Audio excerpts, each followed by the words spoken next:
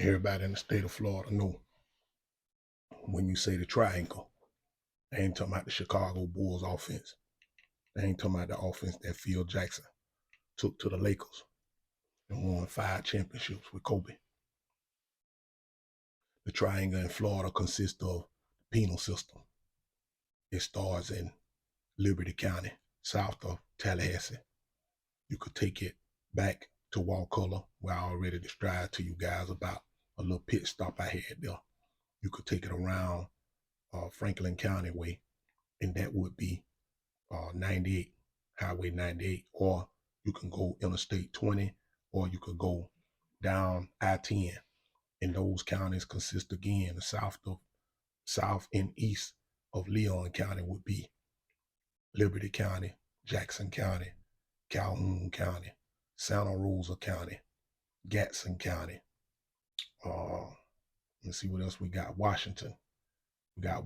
We got Santa Rosa, and maybe 1 or 2 I'm missing, but I'm just thinking in my mind. So being over when I got in this area, knowing about the triangle, instantly by me living in these parts, and I've been giving you guys a little raindrop about what this thing is about. This is where the white folks kick ass. You understand? This is where they bring Miami guys, Palm Beach guys, Orlando guys, Broward County guys, Tampa guys. They crisscross them. They bring them up North Florida way, Northwest Florida way to this triangle. And they take all the guys that commit crimes in the Northwest Florida region, they take them down south. And that makes it almost hard for their families to get to where they need to be at to, when it comes to visiting them and stuff. So I'm, being in that and looking. So when I get to this one particular place, I know it's a chance that I might run up on one of them little hoochies that I done been involved with in the streets. And I've been telling you guys, I've been putting you right in my coat pocket and walking you through this whole ordeal of what I'm talking about in this audio book of mine. Anyhow, I get to this place. I'm 9 hours away from my homecoming. Now this kind of like I'm tiptoeing through the tulips because I don't want to see the wrong person. And boom, I see this broad. Oh man, I was hitting her for about 3 years straight. And the only reason I couldn't hit her in is because I'm in and she got on a prison uniform. So she saw me. She was like, and I'm doing her like this, like, don't say nothing, because if they find out I don't have a relationship with her, she don't have a relationship with me, I could get transferred.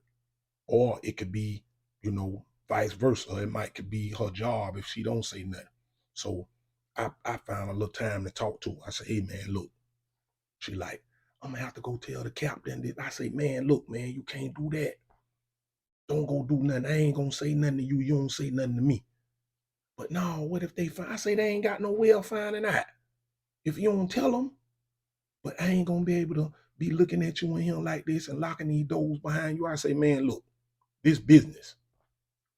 Do not go tell nobody. I'm not gonna tell none of these guys in here, man. You just gotta shut up, man, or whatever. You know what I mean? So she was like, okay. That kind of went kind of smooth, but I still had a few, dudes that I know that work there or whatever.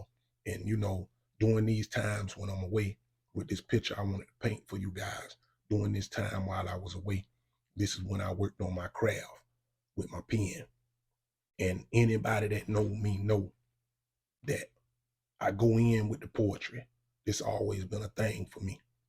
And I made it a point to say this in this short episode here. Whatever noise I made on the street, I made it with my hustling ability. Whatever noise I made inside, I made it with my pen. And I would go up against these guys, Jacksonville. I've been telling you guys how small Florida is with the 67 counties or whatever. But this bridged the gap. This, my personality and this poetry and these rhymes that I would write would bridge the gap. And we were a cappella sometime. If we went a cappella, we always had a guy that would beat on a trash can with an ink pen in his hand, and he was good with it too. I mean, this guy, he was in the church, so he could come down with the beats or whatever. And I used to just handle these guys. I was just throwing guys everywhere. And everybody knowed me when it came to that. No matter where I went at, that was the peak of everything or what I was doing inside. Everybody knowed me for that. So it had got to a point to where I was alienating a lot of people because I used to bring a lot of attention to myself with these rhymes that I was writing. And one morning, I'm gonna say one morning, and I'm not gonna name the place, but I'm finna give you guys the chi on this. Somebody kicked my bed. Boom, boom, boom, boom, boom, boom, boom. It's about 3 o'clock in the morning. I look up. It's the officer. He got a flashlight. He say, "Inmate, need you to get your property and come to the laundry room." I say, "Excuse me, sir? You got the wrong bed." He say, "No, no, no. You get up. The rapper, get up and come to the laundry room." So now I see other heads in the open bay dorm raising up. I'm in the triangle now. This is where the white folks whoop ass at. So they take me, I go into like the laundry room, got like a split door.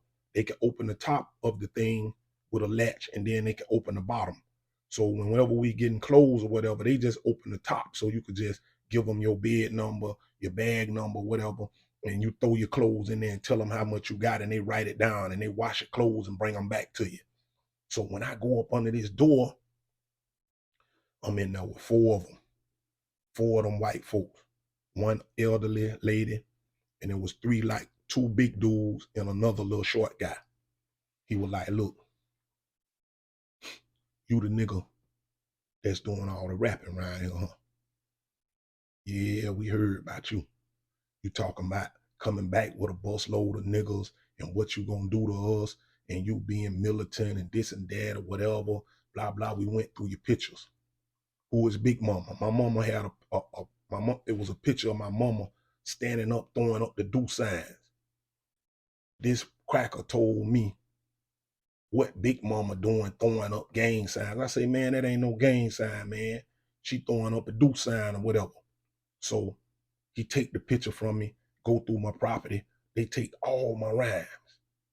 I had done been writing about maybe like 10 months. I had done even started on a book that I was writing.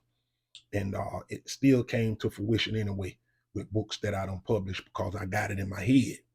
So anyway, they bristle me up. They bristle up against me or whatever. They let me go. I go back to my bed. Now I can't go back to sleep. So a guy that changed my life inside came up and said what they said. And I'm a name drop him. His name was Rashid. I told him what they said. He waited till they got through counting, and he told everybody in the area that had been looking at me funny when I used to be over there writing or whatever and be over there rhyming with these dudes in the corner. He say, "If anybody got a problem with this man, y'all step up and I'll beat y'all ass." He say, "I got 30 years. I just met this young man. He don't mess with nobody. All he do is stay on his bed, write his rhymes, and read. One of y'all done went and told these crackers what this man be doing. And if y'all can't beat him rapping, y'all stay out his way. But if he ever get any more trouble and I find out who did it, they can add 10 more on to it." And he say, "Keep on rhyming." He say, "This time write in parables." So that's what started me to writing in parables. I would leave certain things out and remember it in my head.